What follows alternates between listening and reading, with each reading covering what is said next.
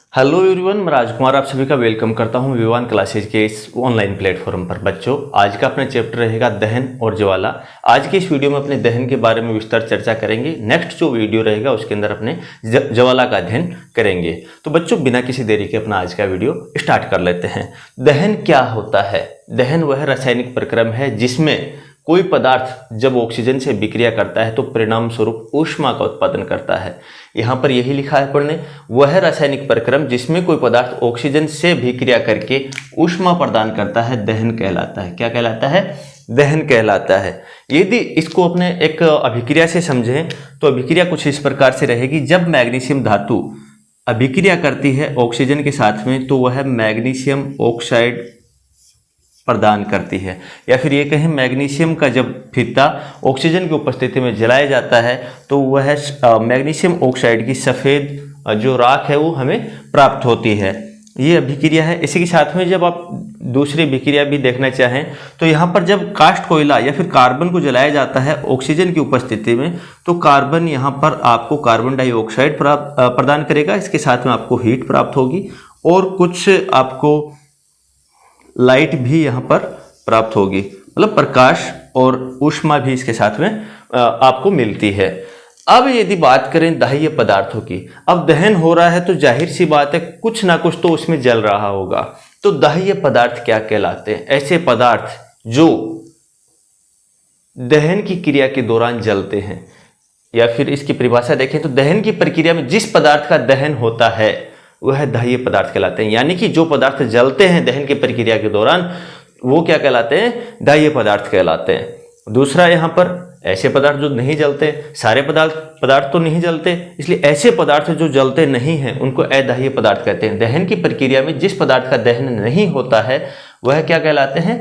अदाह्य पदार्थ कहलाते हैं।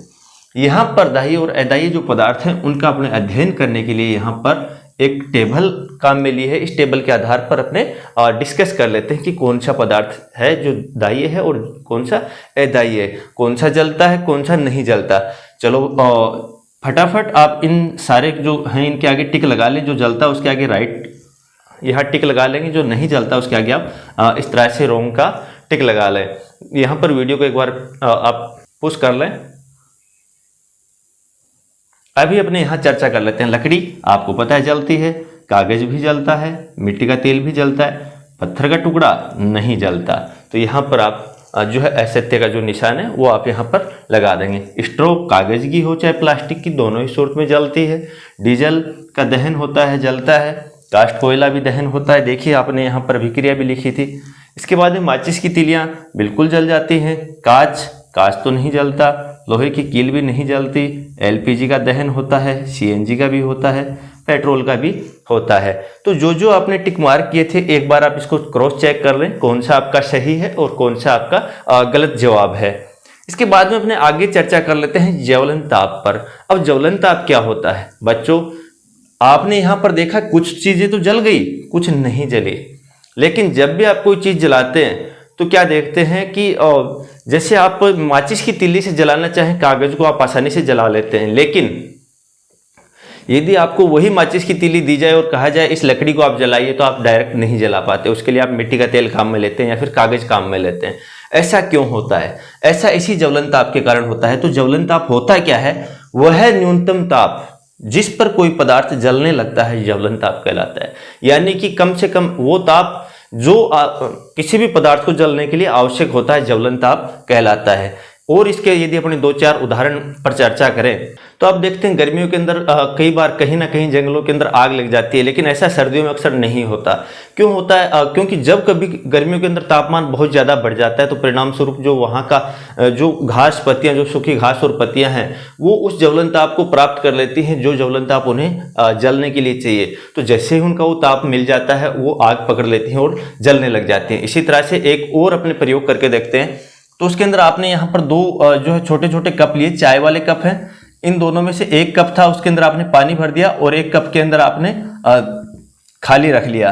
तो जो खाली कप है उसको जब आप मोमबत्ती के पास में लाते हैं तो ये थोड़ी देर बाद में जलना शुरू कर देता है। लेकिन यहाँ जब आप मोमबत्ती लेके आते हैं तो मोमबत्ती से जलने की बजाय अंदर जो पानी है वो पानी गर्म होना शुरू हो जाता है। ऐसा इसलिए होता है क्योंकि जब भी इसको ऊष्मा मिलती है तो ऊष्मा ये जो कप है जिसमें पानी भरा हुआ है, ये अंदर पानी को अपनी उष्मा स्थानांतरित कर देता है, परिणाम स्वरूप जो जल है वो गर्म होना शुरू कर देता है। लेकिन इस तरफ क्या होता है, जल के अंदर किसी प्रकार का पानी नहीं है, तो क्या करता है, जैसे ही इसको उष्मा मिलती है ज्वलन ताप पर इसका तापमान पहुंचता है और ये तुरंत जलना शुरू कर देता है। इस प्रकार से आप इनको 2-3 उदाहरणों के द्वारा समझ भी सकते हैं।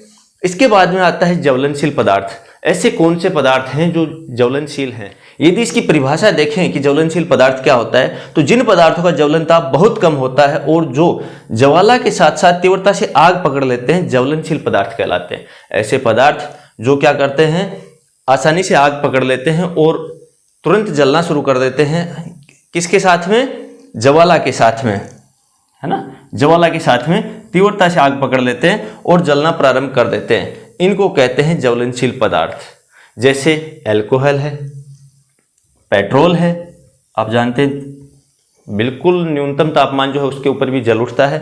इसके बाद में डीजल है, एलपीजी है, ये जो है न्यूनतम तापमान वाले जो है ऐसे पदार्थ हैं जो तुरंत आग पकड़ लेते हैं और जलना प्रारंभ कर देते हैं। इसी यदि किसी भी वस्तु को जलाया जाए तो उसके लिए कुल 3 चीजें यहाँ पर महत्वपूर्ण होती हैं। कौन कौन सी चीजें इसके लिए महत्वपूर्ण होते हैं? तो इसके लिए जो चीजें महत्वपूर्ण होती हैं वो पहला है ईंधन। भी यदि कोई भी वस्तु है तो वो दाह्य पदार्थ होना चाहिए, यानी कि वो ज्वलनशील पदार्थ होना चाहिए। सेकंड, इसके लिए ऑक्सीजन। जब भी आपने यहाँ पर अभिक्रियाएं की, दोनों ही अभिक्रियाओं के अंदर आपने ऑक्सीजन काम में ली यहाँ पर, तो जब कोई भी पदार्थ जलता है तो वो ऑक्सीजन के साथ में ही रिएक्ट करता है, तो यहाँ पर ऑक्सीजन उसको रिक्वायर रहता है, ऑक्सीजन चाहिए उसको। तीसरा, उसको चाहिए हीट। हीट क्यों चाहिए? आपने यहाँ पर एक और शब्द देखा जो है ज्वलन ताप। किसी भी पदार्थ को जलने के लिए उसका जो ज्वलन ताप है वह प्राप्त होना बहुत जरूरी है। वह न्यूनतम तापमान जिस पर कोई वस्तु जलना प्रारंभ कर देती है उसे ज्वलन ताप कहते हैं। तो किसी भी वस्तु को, पदार्थ को जलने के लिए क्या चाहिए? एक ज्वलन ताप चाहिए। वो ज्वलन ताप कहाँ से मिलेगा? इसी हीट से, इसी उष्मा से उसको मिलने वाला है। इसलिए किसी भी वस्तु के जलने के लिए तीनों ही चीजें अति आवश्यक हैं। यदि ये तीनों चीजें उसे नहीं मिलेंगी तो कोई भी पदार्थ जलेगा नहीं।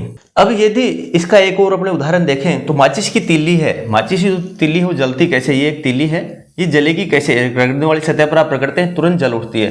प्राचीन समय में क्या था, मिस्र के जो लोग थे वो चीड़ की लकड़ियां काम में लेते थे, उनके ऊपर गंधक लगाते थे और उनको एक तीली की तरह काम में लेते थे। लेकिन वर्तमान समय में क्या होता है, किस प्रकार से तीली जलती है? जो तीली जो होती है, जो माचिस की जो तीली होती है उसके ऊपर 2 पदार्थों का लेप लगा रहता है, पोटेशियम क्लोराइड और एंटीमनी ट्राइसल्फाइड। ये दोनों पदार्थ जो है, इन दोनों पदार्थों का लेप लगाया जाता है तिल्ली के ऊपर, और उसके साथ में वो जो रगड़ने वाली सतह है उसके ऊपर कांच, और कांच के साथ में कुछ लाल फॉस्फोरस लगा दिया जाता है। जब भी आप तिल्ली को उसकी सतह पर रगड़ते हैं, जो माचिस की जो सतह है उसके ऊपर सरफेस पर रगड़ते हैं, तो तुरंत क्या होता है, कुछ लाल फॉस्फोरस श्वेत फॉस्फोरस में बदल जाता है। परिणाम स्वरूप जो श्वेत फॉस्फोरस है तुरंत अभिक्रिया करता है पोटेशियम क्लोराइड के साथ में, और पोटेशियम क्लोराइड के साथ में जैसे ही अभिक्रिया करता है वह जलना शुरू करता है। जैसे हीट मिलती है, हीट मिलते ही एंटीमनी ट्राइसल्फाइड जो है उसका दहन प्रारंभ हो जाता है। एंटीमनी जो ट्राइसल्फाइड है वो जलना प्रारंभ कर देता है। जैसे ही एंटीमनी ट्राइसल्फाइड जलना शुरू करता है उसके साथ में जो माचिस की तीली है वो भी साथ में जलना शुरू कर देती है। अब बात आती है, कहीं भी यदि आग लग जाए तो आप उसको काबू में कैसे करते हैं? आप देखते हैं जब भी आग लगती है तो तुरंत फायर ब्रिगेड को कॉल किया जाता है। फायर ब्रिगेड आती है, उस पर पानी डालना शुरू कर देती है। जब तक वो पानी डालती है आग बुझ जाती है। लेकिन पानी से आग क्यों बुझी? क्या आप जानते हैं इस बात को? इसके लिए क्या करता है, होता क्या है, एक्चुअली में जब पानी डाला जाता है तो वो जो सतह है उसका जो ज्वलन ताप है वो कम हो जाता है।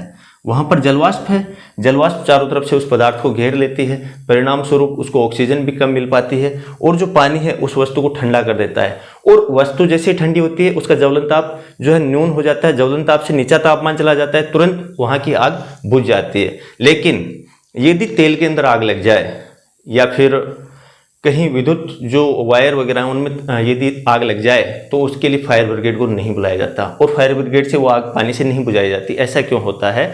ऐसा बच्चों इसलिए हो जाता है कि जब वहां फायर ब्रिगेड आएगी, पानी डालेगी, तो पानी विद्युत का सुचालक है, और उस दौरान क्या होगा, आपके करंट लगने की, दुर्घटना होने की संभावना हो जाती है। इसी के साथ में यदि तेल की बात की जाए तो तेल पानी से हल्का होता है, तो जैसे आप पानी डालते हैं तुरंत उसकी सरफेस के ऊपर आ जाएगा वापस तेल, तो वो वैसे ही जलना प्रारंभ रखेगा। उसका जो दहन है वो बंद नहीं होता, उसका ज्वलन ताप जो है वो कम नहीं होता, परिणाम स्वरूप वो है जो है जलना बंद नहीं होता।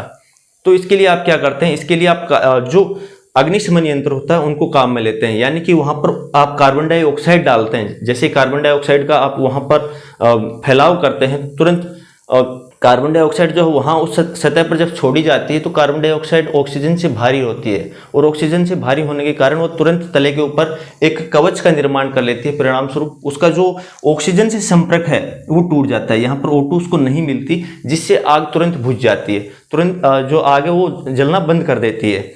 ऐसे ही जो अग्निशमन यंत्र है आपका, उसके अंदर भी यहाँ पर द्रव अवस्था में उच्च दाब के साथ में द्रव अवस्था में CO2 ही भरी जाती है। जैसे वो बाहर निकलती है वो तुरंत फैलती है, और फैलने के कारण वो एक कवच का निर्माण कर लेती है और तुरंत आग बुझ जाती है। ऐसे ही यदि किसी इंसान के कपड़ों में जब आग लगती है तो कंबल से उसको ढका जाता है। कंबल से इसलिए ढकते हैं बेटा, ताकि जो वायुमंडलीय ऑक्सीजन और जो कपड़ों में लगी हुई आग है, जो आग है, उन दोनों के बीच से संपर्क तोड़ा जा सके, उन दोनों का संपर्क आपस में तोड़ा जा सके।